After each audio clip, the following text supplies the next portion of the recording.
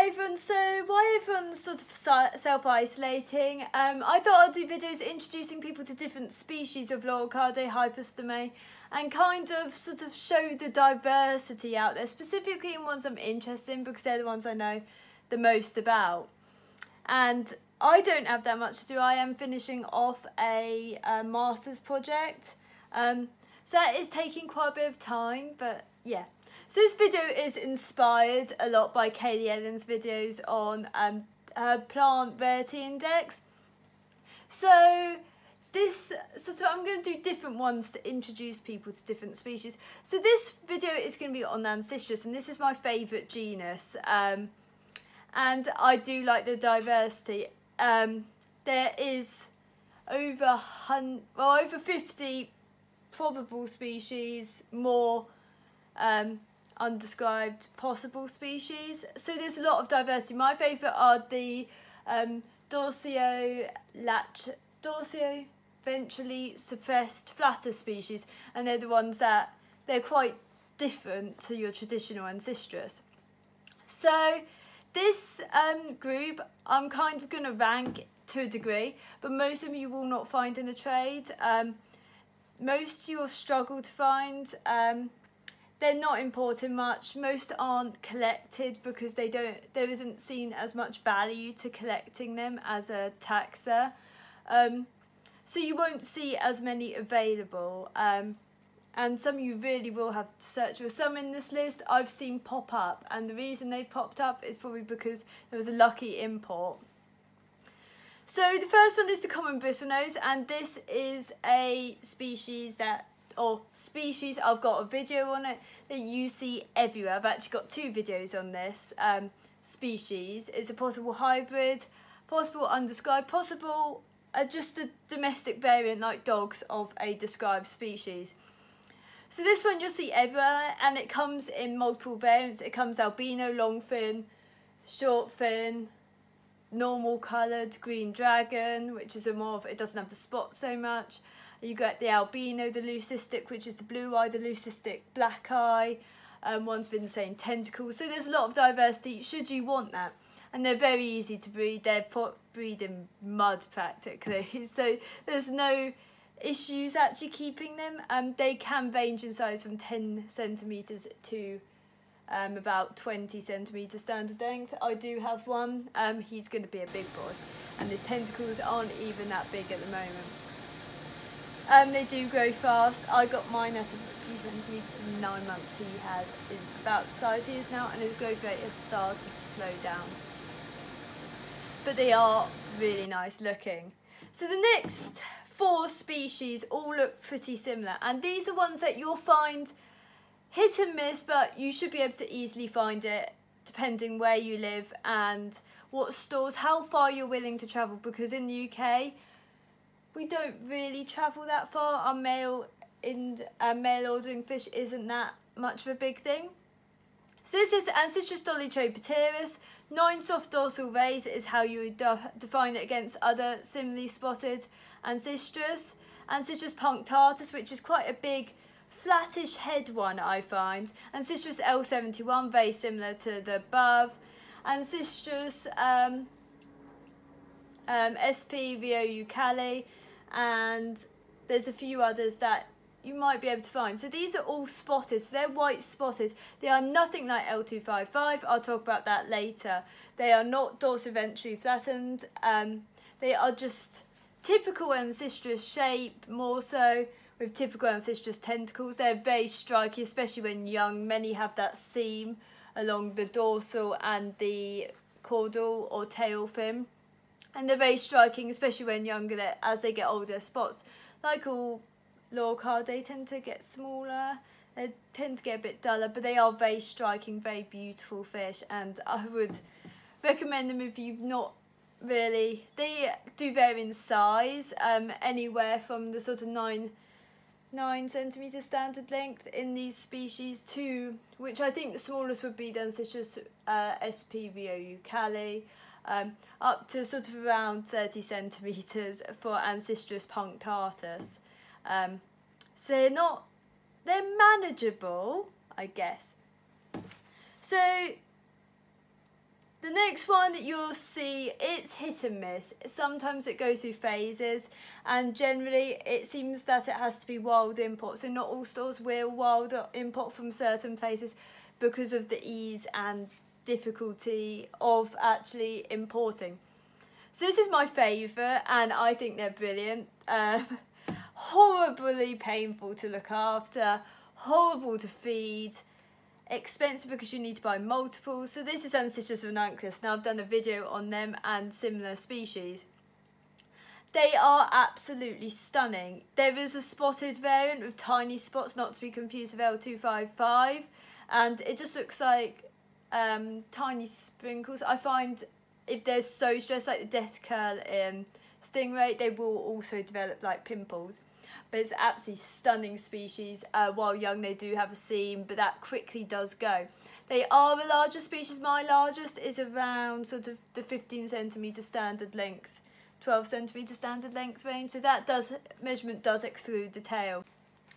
So then, also on Ancistrus ranunculus, I would not recommend it unless you're going to get a group, and a group I mean 6. Well, 5 or 6, I would say will struggle to feed. They might not do so well. They probably won't even feed at all, which is my experience of low numbers. They do prefer higher temperatures. I would say think Ancistrus zebra, 28 to 31 degrees centigrade, a lot of flow. Just be careful of oxygen saturation because that will go down as temperature does. So the next 3 are ones that you see more within hobbyists, and it does come into stores. So this is the Ancistrus Cheese Creek, undescribed, Ancistrus Wabermonster, and Ancistrus Claro, which is described, the last fun one. These ones you tend to find within the hobby, but not so much in stores. Probably because the thing is with these is they are very beautiful, striking fish. They're smaller, but I don't think they're imported to the same degree. It might just be, I'm not really sure why I don't see them. They do sometimes get imported mistakenly, but they're not really my thing. I like my fish really unusual, and these don't really do it. But if you're really into markings on fish, then they are a great fish. So the next one is one that you only ever really see if it's mistakenly imported, because it's a nice fish. Well, I really like it, but for most people it's not their sort of thing, and it also tends to be not a popular fish.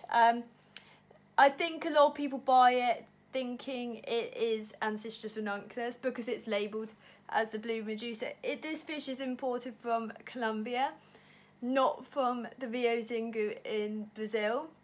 So this means that while they look similar, they're not, and they're certainly not the same species. Ancistrus macrophthalmus is described.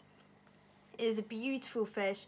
Spots while juvenile like the ranunculus, then these do go with age. They do have seams while young, and this does also go. They are smaller species, around sort of 9 centimetres to 10 centimetres standard length. Tentacles are not so thick and fleshy. They do not point just forward. They can branch, but care is similar. So this species you will find, and you often find it's mislabelled as Ancistrus ranunculus. They are quite distinctively different fish, and these are photos of mine, but I've seen so much variance in both species that you kind of have to think a little bit, but once you do, you get the hang of it. So the last ones that I'm going to talk about are ones that are like ultra rare, if you get what I mean, but you can get. They often come with a sort of mixed price tag. Then I don't think they're actually badly priced compared to what some more common fish but highly demanded ones are. They're usually rare imports, either due to export ban in Brazil or other factors. And generally it's just low demand. No one really wants them, but they're difficult to find, and they're absolutely stunning fish.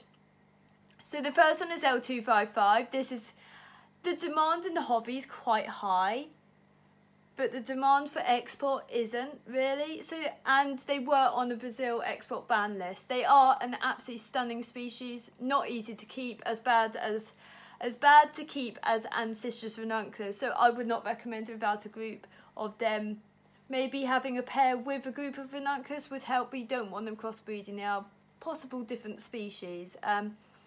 They are stunning, absolutely really beautiful fish, and I do have, well, one, but they are difficult to find, stunning, but they do come in, and especially more towards if you're Asia, Europe. I've never seen them in the USA, and the other species will get imported as this, and I've seen Ancistrus.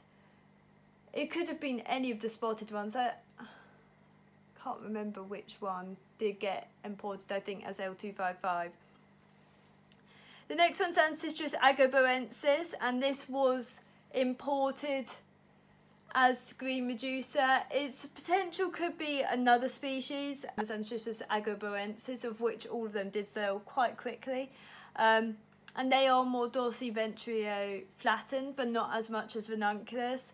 I've never seen them imported before, and I don't think other people have. So these are ones that is more of luck, being there at the right time at the right, like, place. Yeah, that's the word. So next one is of the rare ones, and I've only ever seen these be exported once, and only one store has them. I won't mention which, Pier Aquatics has them. And I've got a group of 4, tempted to get more. Once they start being able to deliver fish again. So this is Ancistrus L359. They are strikingly spotted, very similar to ranunculus, very wide but not very deep. I would say they're more similar to macrophthalmus. Always spotted. Mine have kept their seams, they are still very young. But I'd recommend them if you really like something a bit, a bit different. I'll keep them like ranunculus though. So think Hypancistrus zebra and water changes, high temperature, high flow, stuff like that. Anyway, just to show you, Ancistrus is a brilliant genus, and there's so many beautiful species. It's just finding half them, and that is part of the joy of this genus compared to quite a few like Hypans, where you can find a large majority around. And they are such a varied genus. Quite a few genus do have quite a lot of similarities, whereas this one is a lot more varied. Anyway, thank you for watching. I'll try and do as many videos as I can. Depends how busy I am with my project and future projects.